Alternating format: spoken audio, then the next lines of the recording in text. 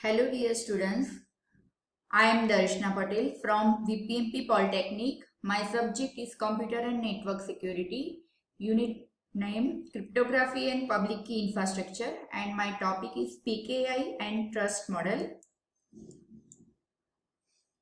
Now objectives of today's learning is to understanding public key infrastructure and a digital certificate and the steps for obtaining digital certificate. Also understanding centralized and decentralized infrastructure and understanding trust model with its types. Now topics to be covered in these videos are the public key infrastructure, digital certificate, centralized and decentralized infrastructure, private key protection, trust model with the types. Now first topic, PKI, say public key infrastructure. PKI is also called asymmetric key infrastructure. It is based on the concept of asymmetric keys. It uses a key pair, say public-private key pair, to encrypt and decrypt the data. For that, the PKI enables user of an unsecured to securely and privately exchange data through the use of public-private cryptography. Here the key pair in the PKI is consist of a private and public key. The private key must be kept secret, whereas the public key needs to be distributed. Now data encryption, which can be done, one of the two keys can be decrypted by the other keys. But here the key problem of PKI is to manage the public key, because the public key needs to be distributed. So everyone knows the public key. So how to provide the protection to the public key? That's a major problem of PKI. And for that, currently PKI uses a digital certificate concept or say digital certificate mechanism to solve the above problem. Digital certificate, it binds the public key to their owners and help to distribute the public key in a large network securely. Now, this is the architecture of PKI. It consists of four main terms: entity, RA, that means registration authority, CA, that means certification authority, and certificate repository.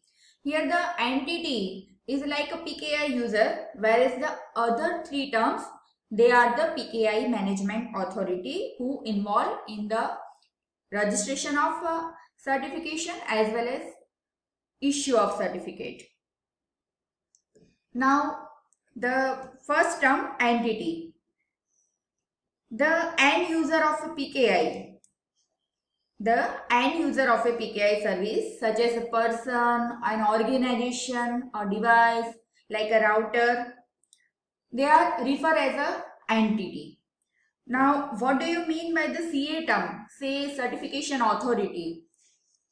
The CA, it uses the certificates and they are issued the certificate and specify the validity period of the certificate, means the expiry period of the certificate, time duration of certificate with the necessary information which are bind in the certificate.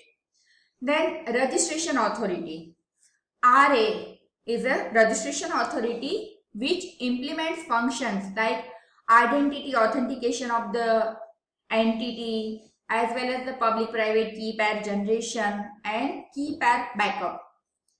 PKI repository, it is a server or a certification repository database. It stores and manages information like certificate request, key pair generation, that key pairs are also held by the database, certificates which is sent by the CA, like as on previous figure. All this maintains by the PKI. Next, digital certificate. Now digital certificate, it is a file which is signed by CA for an end user or say for an entity. It includes various kind of information of an end user, like it includes identity information of the entity, public key of the entity, name and signature of a certification authority, validity period of the certificate, where the signature of CA ensures the validity and authority of the certificate. Means digital certificate includes all the necessary information of the owner with the signature information of the CA. All this information is bind with the certificate itself. Digital certificate binds the public key to information about its owner. Now there are two types of certificate, local certificate and CA certificate. Local certificate is a digital certificate which is signed by CA for entity, whereas CA certificate is a certification of a CA. Digital certificate are issued by the certification authority. This certification authority is made up of software, hardware, procedures, policies as well as people. Now, steps for obtaining a digital certificate. When a particular user, say an entity, wants a certificate, then they make a request for a certificate. Then the registration process will require the user to enter the specific information of a user in a manual form or in a web form. That web page form, it accepts the user's public key or it will step the user to create a public-private key pair. Then public key and the registration form are then forwarded to the RA for verification and for processing. Once the RA is finished processing the request and verify the individual's identity, then the RA send request to the CA for issuing the certificate. The last step, the CA uses the RA provided information to generate a digital certificate and integrate the necessary data information within the certificate, and then CA issue the certificate. So these are the steps for issuing a digital certificate.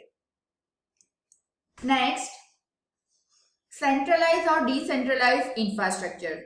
For handling the key, there are two approaches, centralized as well as decentralized.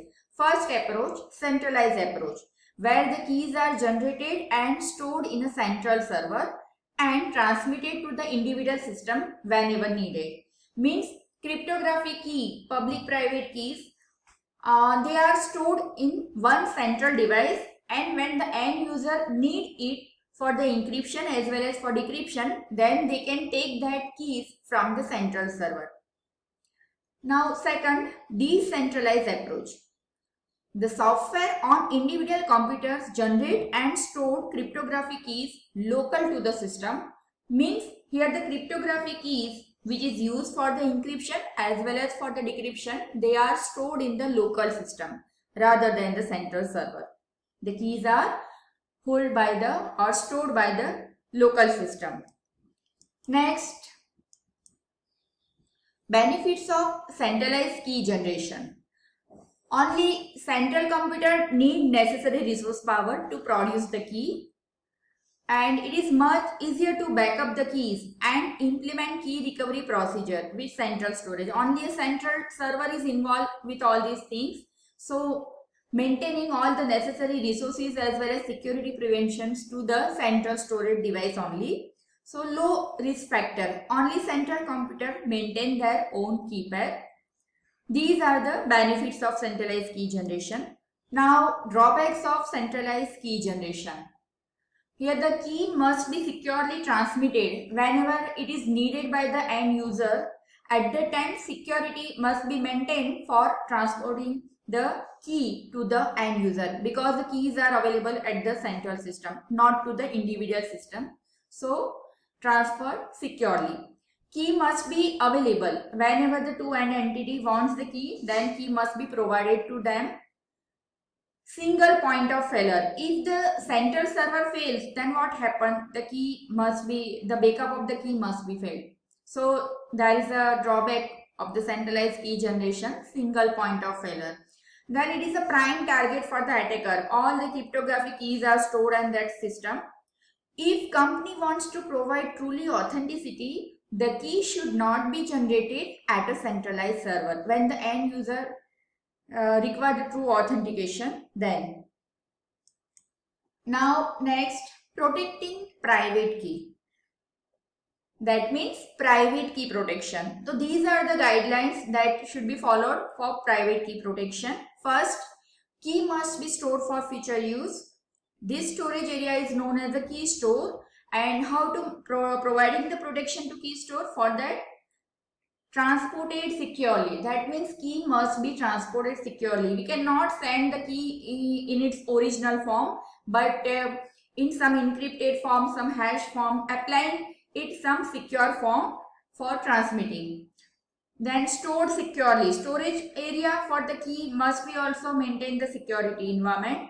Then minimize the access to the private key. Minimize the number of users who are involved for using the private key. Then change at the end of its lifetime.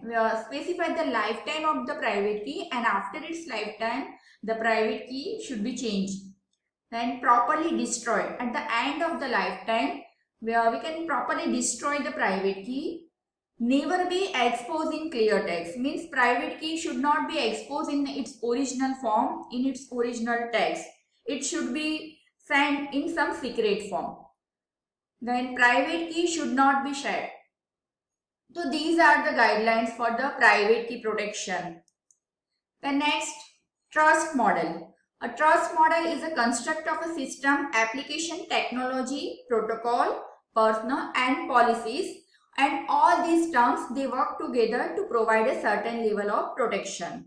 These all are the components, they are working within the same trust domain. For example, if the two departments within the same company or within the two companies, they want to communicate then using through a different CA, then for that the two separate trust domains are involved. If they are using the same trust,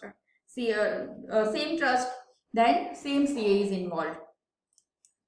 Now there are mainly three types of trust models: hierarchical trust model, breach trust model, and hybrid trust model. First one, hierarchical trust model. As shown in the figure, it is divided into hierarchy order: root CA, then the intermediate CA, leaf CA, and the at last AND entities. Here the root CA, they are at the top, and the intermediate CA are next in the hierarchy. They only trust intermediate CA, they only trust information provided by the root CA. And the root CA trust intermediate CA that are in their level in the hierarchy. This is the most common implementation trust model technique that is used in the large organization. Then next, breach second trust model, that is of breach trust model. Here a peer-to-peer kind of relationship must be exist or such kind of relationship as you shown in the figure between the two root CA or between the intermediate CA of one organization to the intermediate CA of other organization. So peer-to-peer kind of relationship, when there is a requirement, at that time breach trust models are used.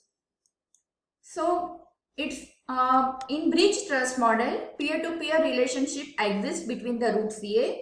The root CA can communicate with each other and allowing cross certification. For that, they are executing the cross certification for their relationship, peer-to-peer relationship, and their trust. This type of trust model is implemented between organization or between the department of a company. Here the CA structure can be expanded without creating additional layer of CA. Next, hybrid trust model. It's a kind of combination of two or more trust model. Different model types, they have been combined to provide a communication lines and level of trust. The two companies have their own internal hierarchy model, as well as they are connected through a peer-to-peer model using the cross certification.